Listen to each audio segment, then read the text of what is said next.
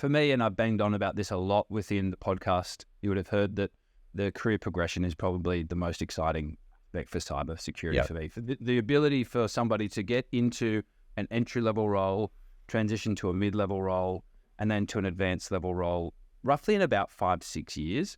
You're just not going to get that in any other industry. You think about, the legal space or the accounting space, the public service, you're going to have to be there for decades before you get to that advanced level role. And that's where you can really get some financial freedom and earn that, $200,000 to $250,000 a year, depending on which pathway you go down. So that's probably the most exciting thing. Do you get that with some of the people that you speak to? They've hit a bit of a ceiling in their current role? Definitely. And you touched on something, I'm glad you bring it up, fulfillment. If you're doing a role and you felt like you haven't had any new challenges for the last 2 years or even 5 years, it's very difficult to ask yourself, why are you working to live rather than living to work? If you get up every day and it's the same thing, monotonous, the alarm goes off, like another day. We've had people that have come through this program, and I remember speaking to them on the initial interview call that we do, and they just say, I'm bored, I'm frustrated, I don't have any motivation, I need a change, I want to do something different. And then they come into this role and they realize, every day is different, every day is a challenge. And like you say, every 6 months you're being pushed to grow as a person, but also as a professional.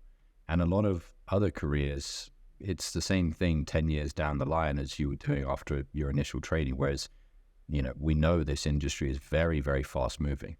So once you're into the industry, you're continuously adapting and growing and evolving as a person and as a professional. And it feels good to help people, right? You're in a role where you are securing companies, you're securing people's data, sensitive data, and finances, right? And so we get a lot of ex-ADF people that come to us. They've got no tech background or experience. They come from literally the physical battlefield, and they want to get into the digital battlefield now because they still feel like they've got that want and drive to help people. Right? Correct. Something that they can then transition and do. So I think that's really important. On that note, actually, with some experience or technical background, we've helped people from a wide range of, I have to count it, but it would be dozens and dozens and dozens of industries out there. I guess what experience or technical background is required for cybersecurity? You speak to some of our candidates.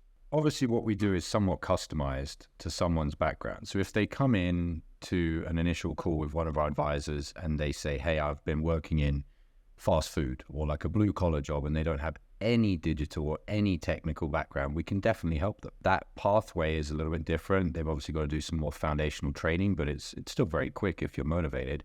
And then we have other people that are in an IT role or more of a digital role. There's some similarities, and that is a slightly more accelerated path. The courses and the training and the certifications are a little bit more advanced.